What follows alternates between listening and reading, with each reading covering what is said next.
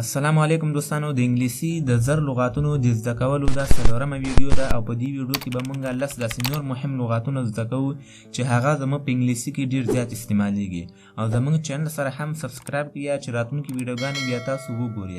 نو ویډیو شروع کوو. فوکس ویل کېږي توجه کول. ډېر مهم لغات دی. په مثال کې خپله پوهېږئ. ګورئ، You should focus on your study then mobile. You should focus on your study then mobile. دې مطلب دا دی چې تاسو باید د موبایل په پرتله په خپل مطالعې توجه وکړئ. ګورئ، You should focus مطلب تاسو باید توجه وکړئ on your study تاسو په مطالعه باندې then mobile د موبایل په پرتله. صحیح دی؟ نو دا مهم لغات او دا سره زده کړئ. زمونږ بل لغات چې دی هغه دی essential ویل کېږي ډېر ضروري. د مثال ته وګورئ، Learning English is essential for every student. Learning English is essential for every student.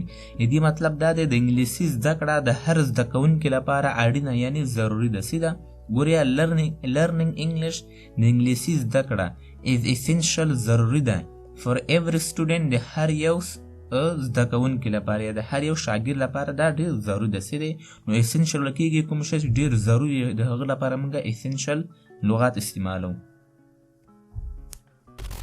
effect ویل کېږي تاثیر کول. effect مطلب دی تاثیر کول. مثال ته وګورئ، This medicines has good effect on me. دې مطلب دا دی دا درمل په ما ښه اغیزه یعنی تاثیر لري.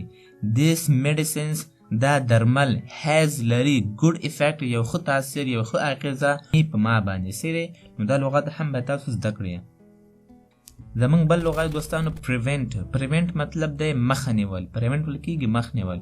ګورو دوستانو دغه ټول هغه مهم لغاتونه دي چې دا زمونږ په انګلیسي کې تر ټولو زیات استعمالیږي. ښه نو باید تاسو دغه ټول زده کړئ. سیری دوستانو مثال ته وګورئ، No one can prevent me from doing this. No one can prevent me from doing this. دې مطلب دا دی هیڅوک زما د دې کار مخه نشي نیولی. No one can هیڅوک هم نشي کولی prevent چې مخه ونیسي. me مطلب زما from doing this د دې کولو نه. صحیح دی؟ نو دا مطلب دی. ښه زمونږ بل لغات چې دی هغه دی certain ویل کېږي یقیني یا مطمئن. certain د مثال په ډول I am certain that I will pass the exam. د مثال معنا ته وګورئ، زه یقیني یم چې زه به په امتحان کې پاس کیږم. صحیح ده؟ زه یقیني یم چې زه به امتحان پاس کړم. I am certain زه یقیني یم that I will pass چې زه به پاس کړم د exam د امتحان. صحیح دی؟ نو certain ویل کېږي یقیني یا مطمئن. زمونږ بل لغات چې دی هغه دی benefit ویل کېږي فایده یا ګټه. benefit د مثال په ډول Education has a lot of benefits. Education has a lot of benefits. دې مطلب دا دی تعلیم ډېرې ګټې یعنی فایدې لري. Education has تعلیم لري a lot of benefits ډېرې زیاتې ګټې. صحیح دی؟ زمونږ بل لغات چې دی هغه دی immediately مطلب دی ژر تر ژره.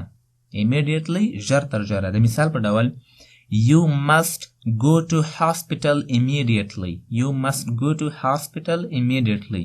دې مطلب دی تاسو باید ژر تر ژره روغتون ته لاړ شئ. You must go ته باید لاړ شئ to hospital ته هسپتال ته immediately ژر تر ژره. صحیح دی؟ ښه زمونږ بل لغات چې دی هغه دی true ویل کېږي غورځول. true مطلب دی غورځول. د مثال په ډول Don't throw the stone in the river. Don't throw the stone in the river. دې مطلب دا دی ډبره په سیند کې مه غورځوئ. Don't throw مه غورځوئ the stone تیږه in the river په سیند کې. صحیح دی؟ دې مطلب دی. زمونږ بل لغات چې دی هغه دی still ویل کېږي اوس هم. still مطلب دی اوس هم.